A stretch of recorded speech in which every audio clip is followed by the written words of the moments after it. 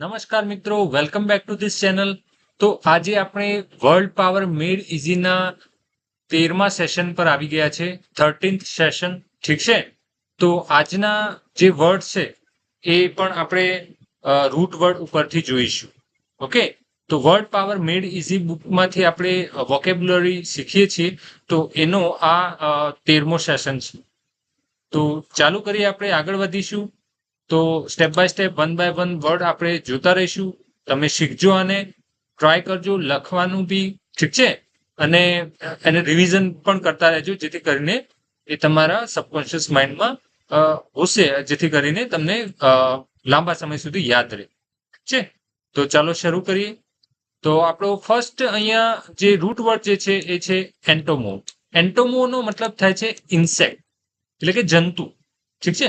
હવે એના ઉપરથી વર્ડ બનેલો છે કે એન્ટોમોલોજી.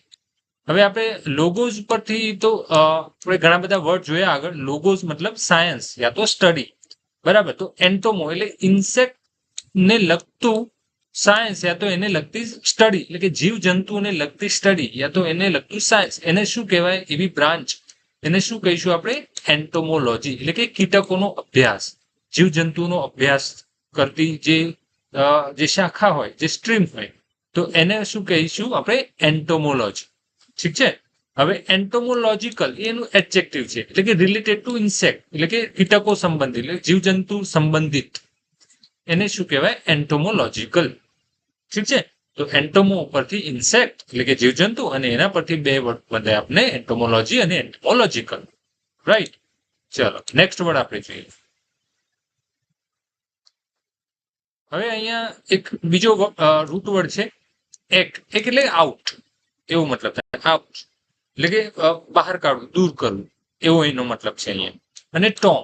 ટોમ નો મતલબ થાય છે અહીંયા to derive the word for surgical procedure in which parts are cut out or remove. એટલે કે આજે ટોમ વર્ડ અહીંયા જે યુઝ થશે, હવે જે વર્ડ્સ આવે છે એમાં એવું છે કે શરીરનો કોઈ પાર્ટ હોય એટલે કટ કરીને દૂર કરવાની જે પ્રોસિજર થતી હોય, એમાં આ એનો મતલબ થાય છે ટોમ. ઠીક છે.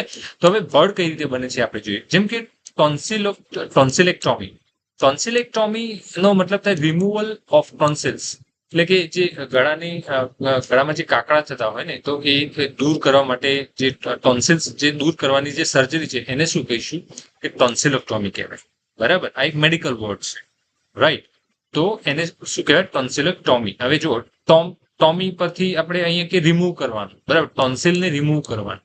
ઠીક છે. એવી પ્રોસિજર, એવી સર્જરી, એને શું કહેવાય? ટોન્સિલેક્ટોમી. હવે એપેન્ડેક્ટોમી. હવે એપેન્ડેક્ટોમી નો મતલબ થાય કે રિમૂવલ ઓફ એપેન્ડિક્સ, એટલે કે એપેન્ડિક્સને દૂર કરવાની સર્જરી. એને શું કહેવાય? એપેન્ડેક્ટોમી. બરાબર. હવે આ જે વર્ડ છે એ મેડિકલ વર્ડ છે. બરાબર. નેક્સ્ટ વર્ડ છે આપણો હિસ્ટેરેક્ટોમી. હિસ્ટેરેક્ટોમી નો મતલબ થાય રિમૂવલ ઓફ યુટરસ. યુટરસ એટલે કે ગર્ભાશયને દૂર કરવાની જે સર્જરી હોય એને શું કહેવાય? હિસ્ટેરેક્ટોમી. ઓકે. હિસ્ટેરેક્ટોમી. ઠીક છે. હવે આગળ એક રૂટ વર્ડ આપણો ફરીથી આવે છે એક, એટલે કે આઉટ. આપણે જોયું ઓલરેડી. કેન્ટ્રોન. કેન્ટ્રોન એટલે કે સેન્ટર. બરાબર. તો એનો મતલબ થાય સેન્ટર. તો હવે એના પરથી વર્ડ બને છે એક્સેન્ટ્રિક. એક્સેન્ટ્રિક એટલે કે out of the centre, hence deviating from the normal behaviour, એટલે કે સ્ટ્રેન્જ બિહેવિયર, અજીબો ગરીબ મતલબ એનું બિહેવિયર. તો એવા વ્યક્તિને એક્સેન્ટ્રિક કહેવાય. બરાબર. એક્સેન્ટ્રિક તો અજીબ, અસામાન્ય બિહેવિયર હોય, જે નોર્મલ હોય એના કરતા મતલબ વિરુદ્ધ હોય.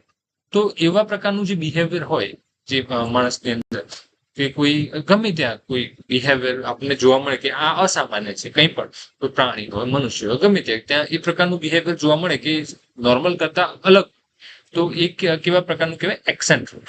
ઠીક છે. એટલે કે આઉટ એટલે સેન્ટર થી અલગ હોય એમ. સેન્ટર એટલે આપણે એવું માનીએ કે એક સામાન્ય સ્થિતિ માનીએ. હવે એનાથી બહારનું હોય એટલે આઉટ ઓફ ધ સેન્ટર હોય. તો એના ઉપરથી આ વર્ડ ઉતરી આવેલું છે એક્સેન્ટ્રિક, એટલે કે અસામાન્ય, આઉટ ઓફ ધ સેન્ટર એમ. સ્ટ્રેન્જ કેટલું હોય ને કે અજીબ વર્તન કોઈ કરતો હોય તો એને તો એ કે એક્સેન્ટ્રિક. રાઈટ.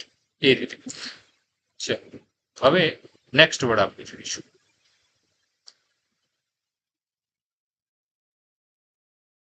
હવે એનાટોમી. હવે એનાટોમી એટલે આગળ જો ટોમ જે વર્ડ છે એના પર એક એવો વર્ડ છે કે એના પર એનો મિનિંગ થાય છે ટુ કટ, એટલે કે કટ કરવું, બરાબર, એને સેક્શન પરથી જોવું એમ.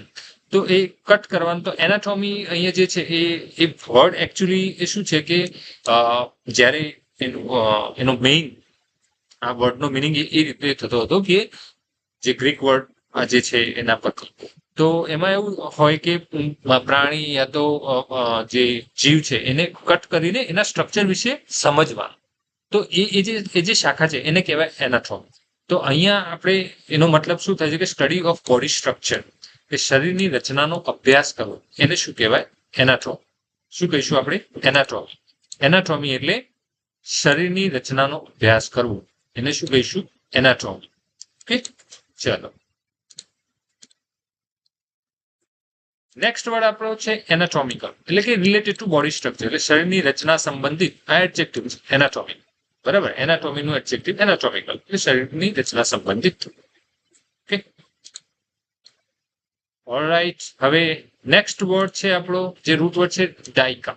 ડાયકા એટલે કે ટુ, બે, અને ટોમ કટ, ટુ કટ. આપણે આગળ જોયું ટુ કટ. હવે જો ડાયકાટોમી એટલે કે ટોમ એટલે કટ અને બે એટલે બે ભાગમાં કટ કરવું, એવો એનો મતલબ થાય. તો જો અહીંયા ડિવિઝન ઇન્ટુ ટુ પાર્ટ્સ, બે ભાગમાં વિભાજન, ડાયકાટોમી. ડાયકાટોમીનો મતલબ થાય બે ભાગમાં વિભાજન, એને શું કહેવાય? ડાયકાટોમી. ઓકે, હવે અહીંયા એક બીજો વર્ડ છે કે ડાયકાટોમસ આપણો. તો ડાયકાટોમસ નો મતલબ થાય થિંકિંગ ડાયકાટોમસ. તો ડાયકોટોમસ જે વર્ડ છે એનો મતલબ થાય thinking is the sort that divides everything into two parts, good and bad, white and black. એટલે કે એવી વિચારસરણી કે જે ડાયકોટોમસ થિંકિંગ હોય તો કેવું હોય કે બંને બાજુ વિચારે, બંને અપોઝિટ હોય. જેમ કે ડાયકોટોમસ થિંકિંગ, તો થિંકિંગ બે પ્રકારનું હોય કે ગુડ યા તો બેડ. તો બંને બાજુ સરખી રીતે વિભાજિત થયેલું. બરાબર, ડાયકોટોમસ થિંકિંગ કહો કે ડાયકોટોમસ ગમે તે, પણ એ બંને સરખા ભાગમાં વિરોધાભાસ ધરાવતા બંને ભાગમાં વહેંચાયેલ, એને કહેવાય ડાયકોટોમસ. વિરોધાભાસ હોય બંનેમાં અલગ જ, પરંતુ એ સરખા ભાગે વહેંચાયેલ, તો એને કહેવાય ડાયકોટોમસ. હવે ડાયકોટોમસ થિંકિંગ હોય, ડાયકોટોમસ ચોઇસ હોય, ડાયકોટોમસ આઈડિયા હોય, રાઈટ, એ રીતે. જેમ કે ડાયકોટોમસ થિંકિંગ હોય તો પોઝિટિવ નેગેટિવ બંને બાજુ વિચારતું, તો એને ડાયકોટોમસ થિંકિંગ કહી શકો તમે. ઠીક છે, તો એ રીતેનો મતલબ એવો છે કે વિભાજન થાય બંનેમાં, બંને સરખા ભાગમાં વિભાજન થાય, પરંતુ પ્લસ મતલબ કે એક સારું હોય એક ખરાબ, એક વ્હાઇટ હોય એક બ્લેક, મતલબ બંને અપોઝિટ હોય એમ. એક જે છે એના કરતા બીજું અપોઝિટ હોય, પરંતુ સરખા ભાગ, રાઈટ. કે વિચારો હોય, આઈડિયા હોય કે ગમે તે, તો એને શું કહીશું? ડાયકોટોમસ. રાઈટ. આઈ હોપ કે તમને સમજાયું હશે. અગર સમજાતું હોય અહીંયા જે આપણે ડિસ્કશન કરીએ છીએ તો પ્લીઝ વિડીયોને લાઈક કરજો. ઓકે, હવે નેક્સ્ટ વર્ડ છે એપિટોમ. એપિટોમ એટલે શું થાય કે epitome means may refer to summary condensation or abridgement of language as in, એટલે કે કઈ કે એવું છે કે કંઈ પણ કોઈ લેંગ્વેજ હોય, મતલબ કે કોઈ બુક હોય કે કોઈ આઈડિયા હોય યા તો કોઈ સ્પીચ હોય, હવે એનું કન્ડેન્સેશન, એની સમરી, એને શું કહેવાય? એપિટોમ. બરાબર, શું કહેવાય? એપિટોમ. તો અહીંયા જો સેન્ટેન્સમાં એક એક્ઝામ્પલ તરીકે સમજાવવાનો ટ્રાય કર્યો છે. Let me have an epitome of the book, એટલે કે આ બુકનું એપિટોમ માગે છે. કેમ? કઈ રીતે? એટલે કે એની સમરી, એનું કન્ડેન્સેશન. બરાબર, એની સમરી શું છે એ જોઈએ છે. Give me the epitome of his speech, એટલે કે એની સ્પીચની એપિટોમ આપો, એટલે કે એની સમરી આપો, એવું કહેવા માંગે છે. બીજો એનો મિનિંગ એવો થાય છે કે પરફેક્ટ એક્ઝામ્પલ, શ્રેષ્ઠ ઉદાહરણ. એપિટોમનો મતલબ આ પણ થાય છે એપિટોમ. બરાબર, હવે કઈ રીતે યુઝ થાય છે એ આપણે ફાઇન્ડ કરવાનું, કે જેમ વાંચતા હોય, આપણે રીડિંગ કરતા હોય તો આપણને ખ્યાલ આવી જાય કે આ વર્ડ કઈ રીતે યુઝ થયેલો છે, આપણને એનો મિનિંગ ખ્યાલ હોય તો. રાઈટ. અને આ બધું જે છે રિવિઝનથી તમને પ્રેક્ટિસ થઈ જશે, રિવિઝનથી તમને યાદ રહી જશે. તો રિવિઝન હંમેશા કરતા રહે. અને રીડિંગની હેબિટ હોય તો આ બધા વર્ડ્સ ગમે ત્યારે તમને આવી જ જાય તમારી આસપાસ, મતલબ વાંચવામાં આવી જ જાય, તો જેથી કરીને તમને એનો મિનિંગ શું થાય એ ખ્યાલ આવી જાય. ઠીક છે, ચલો તો અહીંયા એપિટમ નો બીજો મિનિંગ થાય છે પરફેક્ટ એક્ઝામ્પલ એટલે કે શ્રેષ્ઠ ઉદાહરણ. She is the epitome of kindness એટલે કે કાઇન્ડનેસ નું એક શ્રેષ્ઠ ઉદાહરણ છે. તેની કાઇન્ડનેસ નું એટલે કે દયાનું શ્રેષ્ઠ ઉદાહરણ છે. રાઈટ એ રીતે એપિટમ એટલે કે પરફેક્ટ એક્ઝામ્પલ. બરાબર તો બંને મિનિંગ તમને સમજાઈ ગયા છે. ઓકે ચાલો નેક્સ્ટ વર્ડ જોઈશું આપણે. હવે નેક્સ્ટ વર્ડમાં શું છે લોગોસ. હવે લોગોસ આપણે પહેલા જોઈ ગયા. Logos science study. અહીંયા બીજો મિનિંગ પણ રજૂ કરે છે આ બુકમાં છે જ વર્ડ પાવર મેડ ઇઝીમાં છે. તો એનો વર્ડ યા તો સ્પીચ એવો પણ મતલબ થાય. બરાબર બીજો જે છે ફિલિન. ફિલિન એટલે ટુ લવ. ઓકે એનો વર્ડ છે ફિલોલોજી. ફિલોલોજીનો અહીંયા મતલબ થાય છે સ્ટડી ઓફ લેંગ્વેજ એટલે કે ભાષાનો અભ્યાસ. ઠીક છે ફિલોલોજી મતલબ સ્ટડી ઓફ લેંગ્વેજ યા તો ભાષાનો અભ્યાસ એને કહેવાય ફિલોલોજી. લિંગ્વિસ્ટિક. લિંગ્વિસ્ટિક નો મતલબ થાય રિલેટેડ ટુ લેંગ્વેજ એટલે કે ભાષા સંબંધિત. તો એને કહેવાય લિંગ્વિસ્ટિક. ઓકે તો આનો મતલબ થાય લિંગ્વિસ્ટિક. આ છે ફિલોલોજી. લિંગ્વિસ્ટિક. લિંગ્વિસ્ટિક નો મતલબ થાય રિલેટેડ ટુ લેંગ્વેજ. રાઈટ ચલો નેક્સ્ટ વર્ડ આપણે જોઈશું. અહીંયા તમે જે લિંગ્વિસ્ટિક એટલે લિંગ્વિસ્ટિક સ્ટડી હોય. ધારો કે કોઈ સેન્ટેન્સ હોય એમાં લખ્યું લિંગ્વિસ્ટિક સ્ટડી. તો લિંગ્વિસ્ટિક સ્ટડી એટલે કે ભાષા સંબંધિત સ્ટડી છે એ રીતે. ઓકે તો એ રીતે એનો મતલબ લિંગ્વિસ્ટિક એટલે ભાષાને લગતું કોઈ પણ તો એને કહેવાય લિંગ્વિસ્ટિક. રાઈટ ચલો હવે કોઈને કહેવાય લિંગ્વિસ્ટિક સેન્સ એટલે કે એમાં એવું છે કે અલગ અલગ ભાષાઓ જાણે છે. લિંગ્વિસ્ટિક સ્કિલ તો એનો મતલબ એવો થાય કે અલગ અલગ ભાષાઓ પ્રત્યે એની ભાષાઓ સાથે એનું નોલેજ છે. એનું ભાષા અલગ અલગ લેંગ્વેજ જાણે છે તો એને કહેવાય લિંગ્વિસ્ટિક સ્કિલ. 5-6 લેંગ્વેજ જાણતો હોય તો એની જોડે સારું સ્કિલ કહેવાય ને કે અલગ અલગ ભાષા જાણે છે. તો એ રીતે કે લિંગ્વિસ્ટિક સ્કિલ. બરાબર એ રીતે તો લિંગ્વિસ્ટિક સ્કિલ હોવી એનો મતલબ થાય અલગ અલગ ભાષાઓ જાણે છે. બરાબર એ રીતે એ ભાષાનું એને પ્રોપર નોલેજ છે એવું કહેવાય. એની સ્કિલ છે એની મજબૂત પકડ છે તો એને કહેવાય લિંગ્વિસ્ટિક સ્કિલ. પર્ટિક્યુલર લેંગ્વેજ હોય તો પણ ઠીક છે. બરાબર તો એને પણ લિંગ્વિસ્ટિક સ્કિલ જ કહેવાય. એવું જરૂર નથી બધી લેંગ્વેજ પ્રત્યે પર્ટિક્યુલર લેંગ્વેજ પ્રત્યે પણ એનું શું કહેવાય એની સ્કિલ હોય તો પણ એ લિંગ્વિસ્ટિક સ્કિલ જ કહેવાય. ઓકે એ રીતે તો મીન્સ આ મારો પર્પઝ એ છે કે લિંગ્વિસ્ટિક નું મતલબ કઈ રીતે થાય એનો તે ભાષા સંબંધિત એમ. હવે ફિલાન્થ્રોપી. ફિલેન એટલે ટુ લવ અને એન્થ્રોપોઝ એટલે કે મેનકાઇન્ડ. એટલે ફિલાન્થ્રોપી નો મતલબ થાય લવ ફોર મેનકાઇન્ડ એટલે કે ચેરિટી માનવ સેવા દાન જેને કહીએ છીએ આપણે. બરાબર તો ફિલાન્થ્રોપી કાર્યો કરવા જોઈએ નહીં કે જનરલી આ વર્ડ સાંભળતા હોય છે. ફિલાન્થ્રોપી જે કાર્યો થતા હોય તો એ માનવ સેવા કે દાન કરતા હોય સેવા કરતા હોય તો એને ફિલાન્થ્રોપી કહેવાય. બરાબર ફિલાન્થ્રોપિસ્ટ હોય તો એ પર્સન કે જે ફિલાન્થ્રોપી ફોલો કરતો હોય તો એને ફિલાન્થ્રોપિસ્ટ કહીશું. બરાબર એ રીતે. નેક્સ્ટ વર્ડ છે ફિલોસોફી. તો ફિલોસોફી તો આપણે જનરલી સાંભળતા જ હોય છે. બરાબર ફિલિન એટલે ટુ લવ. બરાબર to study for ideas of about life. જીવનના વિચારોનો અભ્યાસ કરો. જીવનના વિચારો કે આપણે પર્ટિક્યુલર પર્સનની અંદર અલગ પ્રકારના વિચારો બીજા પર્સનની અંદર અલગ પ્રકારના વિચારો દરેકની ફિલોસોફી અલગ હોય એ રીતે. તો એ ફિલોસોફી એક બ્રાન્ચ છે કે જે જીવનના જે વિચારસરણી હોય એનો અભ્યાસ કરે તો એને શું કહેવાય ફિલોસોફી. હવે બીજો એક વર્ડ છે રૂટ વર્ડ છે એડોલ્ફોસ. એડોલ્ફોસ નો મતલબ થાય બ્રધર. તો અહીંયા એના પરથી ફિલાડેલ્ફિયા વર્ડ બનેલું છે જે સિટી છે યુએસની. ઓકે તો સિટી એનું નામ ફિલેન એટલે ટુ લવ. એડોલ્ફોસ એટલે બ્રધર એટલે બ્રધરલી લવ. બરાબર અહીંયા તમે જો બ્રધરલી લવ એનો મતલબ એવો થાય એટલે કે એ સિટી જે છે એ પ્રેમનું પ્રતીક છે. એટલે કે કેવા પ્રેમનું તો બ્રધરલી લવ એટલે કે ભાઈચારા એવો એનો મતલબ થાય છે. આ સિટીનો જે મિનિંગ છે સિટીના નામનો જે મિનિંગ છે જે યુએસનું સિટી છે એ નામ ફિલાડેલ્ફિયા જે છે. ઓકે એ રીતે. ફિલહાર્મોનિક. ફિલહાર્મોનિક એટલે લવ ફોર મ્યુઝિક. અહીંયા ફિલેન જે વર્ડ વપરાય છે એના પરથી ટુ લવ નો મતલબ થાય અહીંયા અને લવ ફોર મ્યુઝિક એટલે કે જેને મ્યુઝિક પ્રત્યે પ્રેમ હોય તો એને શું કહેવાય ફિલહાર્મોનિક. શું કહેવાય ફિલહાર્મોનિક.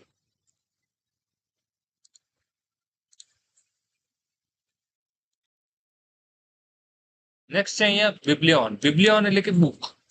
આ ગ્રીક વર્ડ છે બિબ્લિયોન એનો મતલબ થાય બુક અને ફિલેન એટલે ટુ લવ. હવે બિબ્લિયોફિલ. બિબ્લિયોફિલ એનો મતલબ શું થાય? Person who loves books. જે પુસ્તક પ્રેમી હોય એને શું કહેવાય? બિબ્લિયોફિલ. ઓકે, શું કહીશું? બિબ્લિયોફિલ. નેક્સ્ટ છે આપણો એંગ્લો. એંગ્લો મતલબ ઇંગ્લિશ, રાઈટ? ઇંગ્લિશ એટલે ઇંગ્લેન્ડ ના લગતું કે Anglophile, the person who loves English culture. એટલે ઇંગ્લિશ લોકોનું, જે ઇંગ્લેન્ડ આપણે જનરલી આપણે એ રીતે જોતા હોય છે કે ઇંગ્લેન્ડના લોકોના કલ્ચર પ્રત્યે એને પ્રેમ હોય, એને જાણવાની રુચિ હોય, તો એને શું કહેવાય? તો અંગ્રેજી સંસ્કૃતિનો પ્રેમી, એને શું કહીશું આપણે? એંગ્લોફિલ. એંગ્લોફિલ. ઓકે, એંગ્લોફિલ.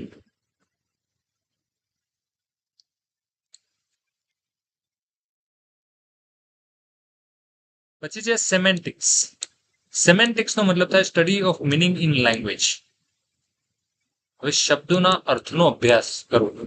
શબ્દોના અર્થનો, જે લેંગ્વેજમાં જે શબ્દો છે એનો જે શબ્દો છે એનો અભ્યાસ કરવો, એને શું કહેવાય? સેમેન્ટિક્સ. શું કહીશું આપણે? સેમેન્ટિક્સ. સોશિયસ. સોશિયસ મતલબ કમ્પેનિયન, જોડાવ. એનો મતલબ એવો થાય, કમ્પેનિયન, જોડાવ. તો એના પરથી કેટલા વર્ડ છે આપણે અહીંયા જોઈએ? એસોસિએટ. એસોસિએટ વર્ડ આપણે સાંભળ્યો જશે. એસોસિએટ એટલે ટુ કનેક્ટ ઓર જોઈન, એટલે કે જોડાવો, સંબંધ રાખવો. બરાબર? એસોસિએટ વિથ એવો વર્ડ આપણે જનરલી ઇંગ્લિશમાં યુઝ થાય. Associate with this, associate with that, એ રીતે. તો એની સાથે કનેક્ટ છે, એની સાથે જોઈન છે. એ આઈ એમ એસોસિએટેડ વિથ ધીસ ઓર્ગેનાઇઝેશન, એવી રીતે આ બધા વર્ડ જનરલી યુઝ થતા હોય. તો એસોસિએટ નો મતલબ થાય એની સાથે જોડાયેલા, એની સાથે કનેક્ટેડ, એ રીતે.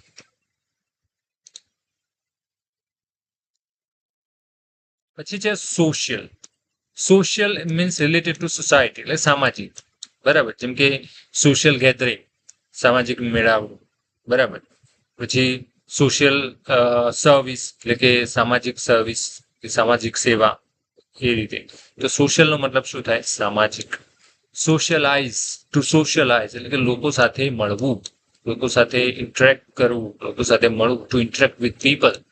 સોશિયલાઇઝ નો મતલબ થાય ટુ ઇન્ટરેક્ટ વિથ પીપલ, એટલે કે લોકો સાથે મળવું. પછી છે સોસાયટી.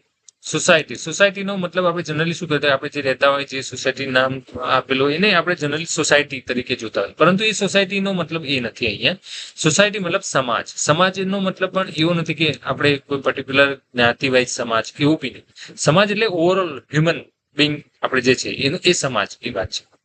ઠીક છે? Group of people living together. અહીંયા એ રીતે આપણે સોસાયટીનું નામ કેમ પાડીએ છીએ ખબર? આપણે જે સોસાયટી, કે હું XYZ સોસાયટીમાં રહું, તો શું છે કે ત્યાં લોકો બધા ભેગા રહે છે ત્યાં. બરાબર? બધાના આજુબાજુમાં ઘર છે આ રીતે.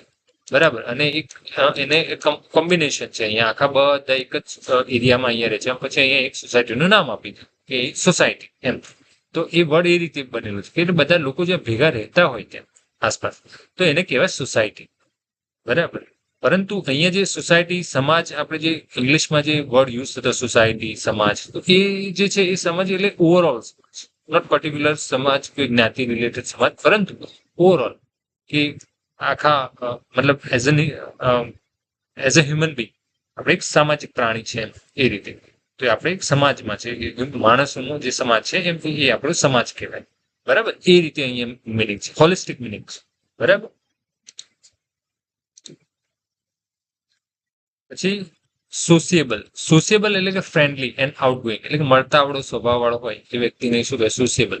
એ વ્યક્તિ હોય કે જે એકદમ ફ્રેન્ડલી હોય અને એને બહાર જવાનું પસંદ હોય, કે મતલબ બધા લોકો સાથે એકદમ મળતાવડો સ્વભાવ હોય, તો એને શું કહેવાય? એવા વ્યક્તિને સોશિયેબલ કહેવાય. બરાબર? પછી એન્ટી સોશિયલ, એટલે કે against the society or harmful, એટલે કે જે સમાજ છે એને હાર્મફુલ હોય, કે સમાજની વિરુદ્ધ હોય કોઈ વ્યક્તિ. બરાબર? સમાજની જે કંઈ પણ નીતિ નિયમો આ તે કંઈ પણ હોય, તો એની એકદમ અગેન્સ્ટ છે, તો એને કહેવાય એન્ટી સોશિયલ. એવા વ્યક્તિને શું કહીશું આપણે? Anti social.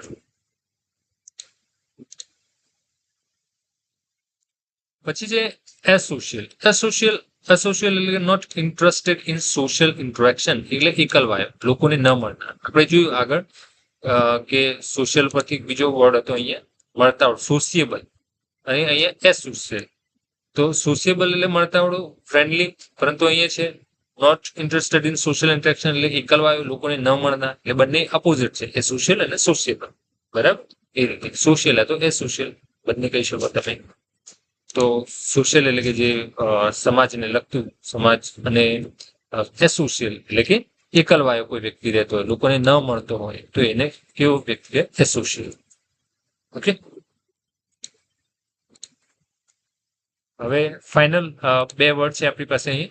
સોશિયોલોજી. સોશિયોલોજી એટલે સ્ટડી ઓફ સોસાયટી, એટલે સમાજશાસ્ત્ર. આ એક બ્રાન્ચ છે સ્ટડીની, ઠીક છે. સોશિયોલોજી સમાજને લગતું જે નીતિ, જે નિયમો છે, હા, કે જે એને લગતું સ્ટડી છે સમાજને લગતી, તો એને એ શું કહીશું આપણે? સોશિયોલોજી.